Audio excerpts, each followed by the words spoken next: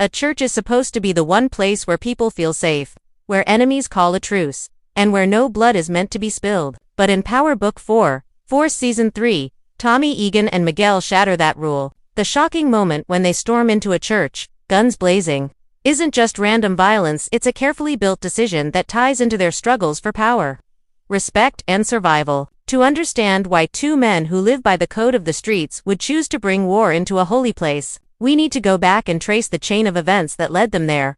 Tommy Egan has always lived with one foot in chaos, and the other in ambition. Ever since the days of power, he's been painted as the man who doesn't hesitate, who acts when others stall. But his move to Chicago in force sets up a whole new battlefield. Chicago isn't New York. It's divided by different crews, old family ties, and a dangerous mix of loyalty and betrayal. Tommy enters this world as an outsider, but he's hungry to carve out his own empire. Every choice he makes pushes him deeper into the kind of wars where survival is never guaranteed. Now, when Miguel steps into the story, the stakes rise even higher. Miguel is not just another rival, he's a man with his own network, his own vision, and his own need for dominance. Where Tommy is reckless but calculated, Miguel carries himself with the weight of his heritage and the expectations of those who follow him. Their connection isn't simple. At first, it's built on mutual need. Tommy has firepower and ambition. Miguel has reach and connections. Together, they could crush their enemies and sit on top of Chicago's criminal food chain. But alliances in this world are never meant to last forever. Every handshake hides a knife. This is why the idea of a church comes into play. In their world, places of business, back alleys, and warehouses are common battlegrounds. But a church? That's different. It's supposed to be neutral ground, a space where even the most dangerous people drop their grudges. For Tommy and Miguel to break that unwritten rule means something bigger is at stake. They don't just want to take out enemies. They want to send a message so loud that it shakes the city. A message that says, there are no safe places anymore, not even under the eyes of God. The roots of this decision start in the fractures of trust. Miguel sees threats to his family's position. He senses betrayal inside his circle and pressure from rivals outside. Tommy, on the other hand, feels the squeeze from all directions. Every move he makes attracts new enemies. Every victory puts a target on his back. The church, in this sense, becomes more than just a building. It becomes a stage where they can prove dominance, silence opposition, and let everyone watching know that power isn't just about money or drugs, it's about fear. Whoever controls fear controls the city. But beneath the surface, the decision is risky. Tommy has always operated by his own code. He can be violent, brutal, and unpredictable, but there are still lines he doesn't always cross. Miguel challenges that. He pushes Tommy into darker waters, places where morality has no place and only victory matters. This is why their partnership is so dangerous. Miguel doesn't see the same boundaries. To him, the church isn't sacred, it's just another place to make a statement.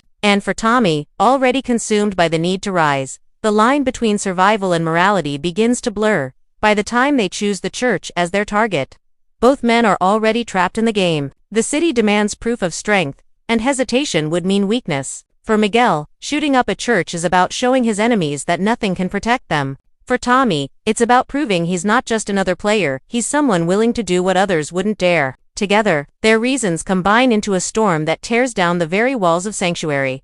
A church is not just for walls and a roof. It is a symbol. It carries history, belief, fear, and respect. In neighborhoods where people fight every day just to survive, the church stands as a different kind of power, a reminder that no matter how dark life gets, there's still a place untouched by the streets. That's why when Tommy and Miguel chose this place as their battleground, it wasn't simply about killing their enemies. It was about breaking something deeper, something spiritual, something untouchable. They weren't just pulling triggers, they were pulling apart the rules that held the community together. In the world of power, symbolism matters. Every location has weight. A bar, a warehouse, a corner, all of those mean business. But a church? That represents innocence, family, tradition. It's where mothers pray for their children to stay out of the game. It's where funerals remind everyone of the price of the streets. It's where even killers sit in silence, seeking forgiveness they may never truly earn. By storming inside and turning it into a place of chaos, Tommy and Miguel send a loud message.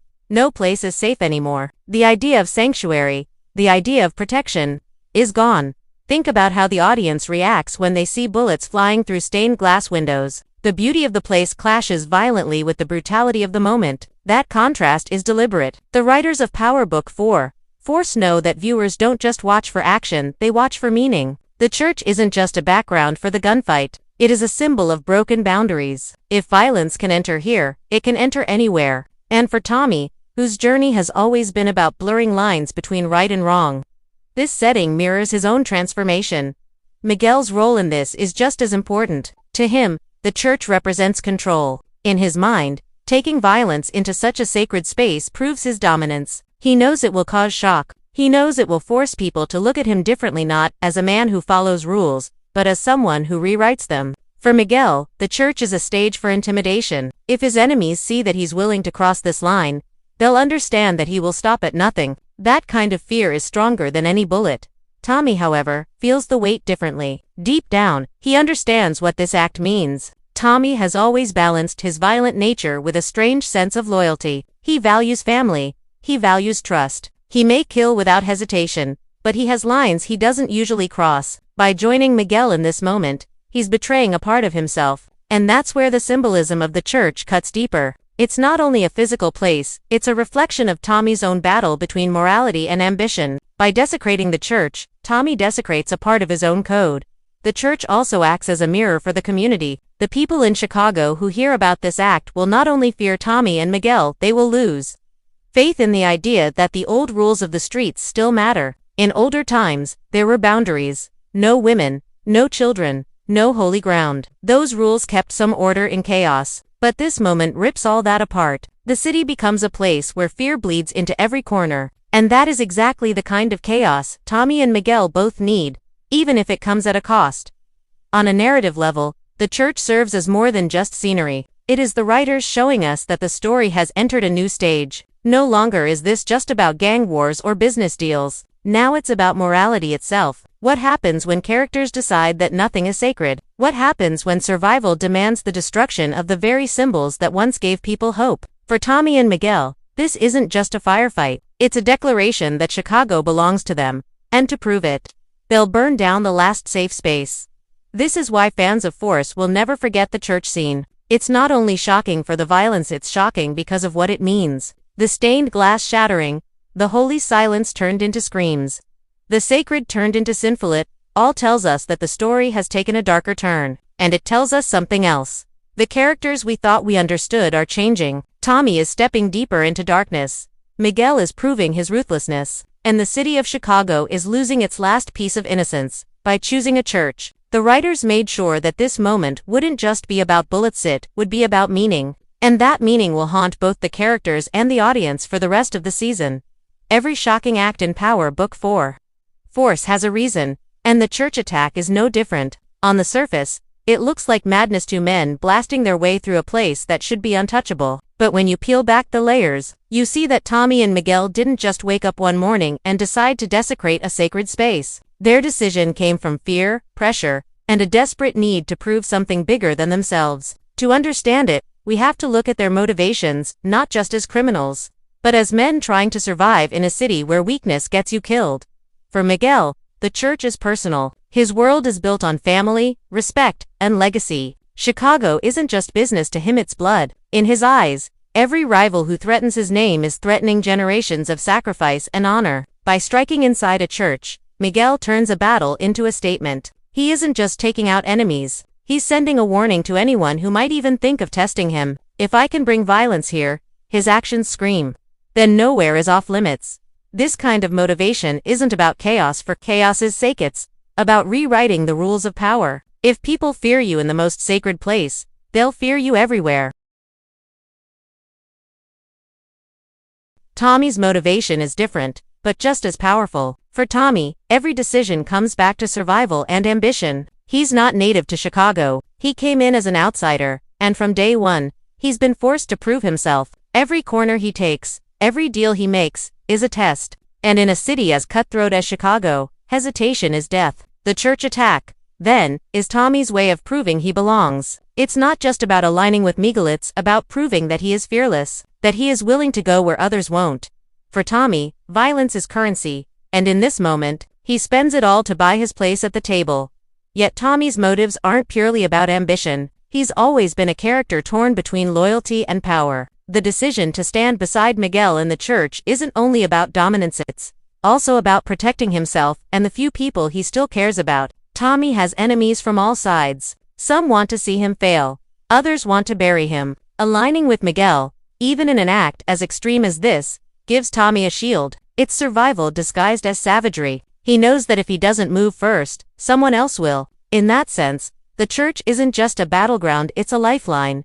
There's also pride. Tommy has always had a fire in his chest, a refusal to bow to anyone. His motivation here is as much about ego as it is about strategy. By stepping into the church with Miguel, Tommy proves not only to his enemies but also to himself that he is untouchable. That hunger to dominate, to be seen as the strongest, pushes him into darker territory. It's the same hunger that's driven him since New York, the hunger that keeps him moving forward even when the cost is too high. Together, Tommy and Miguel's motivations create a storm. Miguel acts out of legacy and fear of betrayal. Tommy acts out of survival and ambition. Both men share one common goal: control. They want to control the streets, control their enemies, and most importantly, control the narrative. Shooting up a church is the ultimate way to say, "We are the ones who decide the rules now."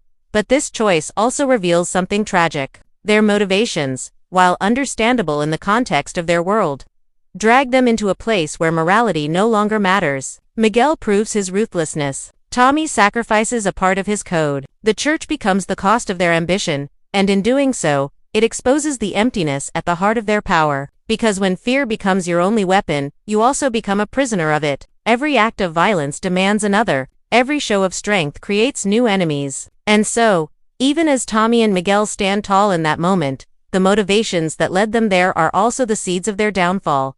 In the end, the motivations behind the church attack are not simple. They are layered with fear, pride, betrayal, ambition, and survival. And that complexity is what makes the scene unforgettable. It's not just about bullets, it's about what drives men to pick up guns in the first place. And for Tommy and Miguel, that drive is what will both raise them higher and drag them deeper into the darkness that defines Power. Book 4. Force. The sound of gunfire fades, but the echoes of what Tommy and Miguel did inside that church don't vanish with the smoke. The true weight of the attack isn't measured in bodies or bullets, it's measured in consequences. Because when you cross a line as bold as turning a holy place into a battlefield, you don't just make enemies, you change the rules for everyone. The aftermath of the church shooting ripples through every corner of Chicago, shaking alliances, igniting rivalries, and leaving even Tommy himself questioning what he's become. First, the streets react. Word travels fast, faster than any bullet. By the next morning, everyone knows Tommy and Miguel violated the last untouchable ground. For some, it inspires fear. Rival crews suddenly realize that if these men can storm into God's house with no hesitation, then there is no safe space left. The fear that spreads across the city works like wildfire. Shop owners, corner boys, even hardened killers whisper about the attack. Miguel wanted this reaction. He wanted to choke the streets with terror, to make his enemies think twice before even speaking his name. In that sense, his goal is achieved. Fear is his currency, and after the church, he's richer than ever. But fear doesn't exist without anger. And this kind of act doesn't just create silence, it creates outrage. For rival gangs, this attack is a provocation they cannot ignore. To them, it's not just an assault on enemies, it's an insult to the code. Even the streets, which thrive on violence, still had boundaries. And Tommy and Miguel shattered one of the last ones. Suddenly, enemies who once fought each other now have a reason to unite, because when a line this sacred is crossed, vengeance becomes a shared language. The church attack doesn't just eliminate rivals, it multiplies them. Inside Miguel's circle, the aftermath is complicated. On one hand, he looks untouchable. He's proven himself as a leader with no limits. But among his closest allies, doubt creeps in. Some of them fear him, yes, but others wonder if he's gone too far. Family members, those who once saw him as protector, begin to see him as a man possessed. Whispers of betrayal grow louder, and in the game, loyalty born from fear is always fragile. Miguel may have strengthened his image in the streets, but within his home, he risks planting seeds of rebellion. For Tommy, the aftermath cuts deeper. On the outside, he stands tall, showing no regret. He wanted to prove that he was fearless, and the church attack does exactly that. His enemies are terrified, and his alliance with Miguel looks stronger than ever. But internally, the weight is heavy. Tommy has always been violent, but his violence carried its own strange logic. He killed for business, for loyalty, for revenge, but rarely for spectacle. The church is different. It forces him to confront the question he's been avoiding. How far is too far? The church also pushes Tommy into dangerous isolation. Those who once respected him now look at him differently. His reputation grows darker. And with it, the fear that he might turn into something he never meant to become. Even his allies begin to wonder if Tommy would defile a church. What line would he not cross? For a man who still clings to the idea of loyalty, this reputation becomes a double-edged sword. Respect without trust is the kind of power that eventually collapses. The aftermath also plays out in the community. Churches are not just buildings, they are the heart of neighborhoods. Families who once turned to that church for hope now see it as a reminder of terror. Funerals held there feel different. Prayers spoken there feel broken. The violence inside those walls becomes a stain that cannot be washed away. The community's anger doesn't just rise against Tommy and Miguel, it rises against the entire system of crime that poisoned their streets. And that anger, in the long run, creates more pressure on law enforcement, more surveillance, more enemies circling closer. On a symbolic level, the aftermath of the church shooting signals the beginning of a new chapter in Power Book 4. Force. The story is no longer about battles for corners or disputes over product. It becomes about survival in a world where no rules exist anymore. By crossing the line, Tommy and Miguel force every other character to take a side, either adapt to this new lawless reality, or fight to bring back the boundaries that once kept chaos in check. And finally, there is the quiet aftermath, the one that plays out in Tommy's mind. For a man who has lost so much, who has already buried pieces of himself in the dirt of New York and now Chicago, the church attack feels like both a victory and a loss. He won the fear, he won the dominance, but he may have lost a piece of his soul. And that inner conflict is what makes the aftermath truly powerful. Because while Miguel sees only triumph, Tommy is left haunted, caught between the man he was and the man he is becoming. The aftermath of the church shooting is not a clean ending, it's the beginning of a storm. It cements Tommy and Miguel as feared figures in Chicago, but it also paints targets on their backs bigger than ever before. Enemies unite, allies question, communities rage, and even faith itself seems shaken. And for viewers, it sets the stage for the ultimate question. When you break the final boundary, can you ever come back?